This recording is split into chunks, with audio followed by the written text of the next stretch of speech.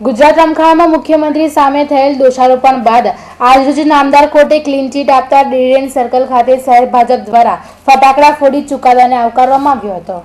ગુજરાતમાં વર્ષ 2002માં કોમી રમખાણમાં મુખ્યમંત્રી નરેન્દ્ર મોદી સામે કોંગ્રેસ દ્વારા દોષારોપણ કરવામાં આવ્યું હતું, જેને પગલે નિમાયેલ સીટની કમિટીએ નામદાર કોર્ટ સમક્ષ રજૂ કરેલ ક્લોઝર રિપોર્ટની સમીક્ષા બાદ કોર્ટે મુખ્યમંત્રી નરેન્દ્ર મોદીને ક્લીન ચીટ આપી હતી। રાજ્યના મુખ્યમંત્રી અને વિકાસ પુરુષનું વિરોધ પામનાર નરેન્દ્ર મોદીને ક્લીન ચીટ મળતા જ શહેર ભાજપાનો ઉત્સાહ બેવડાઈ ગયો હતો અને ડેલીડેન સર્કલ ખાતે સાંસદ બાલકૃષ્ણ શુક્લ, મેયર ભરત શાહ, શહેર પ્રમુખ ભરત ડાંગર, પ્રદેશ મંત્રી સફદરજંગ બ્રહ્મભટ્ટ, સ્થાયી અધ્યક્ષ ડોક્ટર હિતેન્દ્ર પટેલ, નાગરિક પુરવઠા અધ્યક્ષ ભૂપેન્દ્ર લાખાવાલાએ કાઉન્સિલરો કાર્યક્રમની ઉપસ્થિતિમાં ફટાકડા ફોડી કોર્ટના ચુકાદાને આવકાર્યો હતો।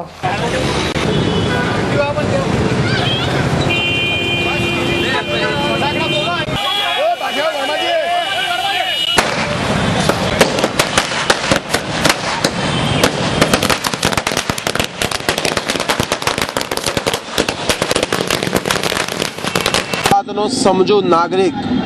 પહેલા દિવસથી કહેતો હતો કે 2002ના કોમી રમખાણમાં નરેન્દ્રભાઈનો કોઈ રોલ છે નહીં, પરંતુ તથાકથિત સેક્યુલર એનજીઓ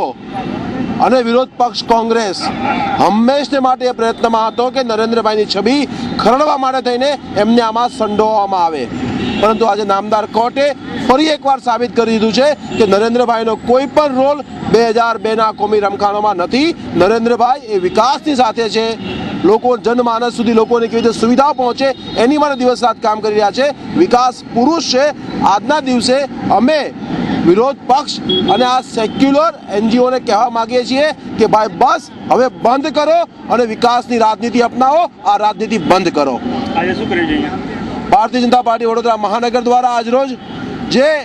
ચુકાદો હાઈકોર્ટે આપ્યો છે એને સ્વાગત માટે થઈને ભારતીય જનતા પાર્ટીના કાર્યકર્તાઓએ ફટાકડા ફોડીને જે અમારી લાગણી હતી, જે અમે માનતા હતા, આજે કોર્ટે પણ એને એન્ડોર્સ કર્યું છે, ત્યારે આ ચુકાદાને સ્વાગતનો કાર્યક્રમ કરેલ છે।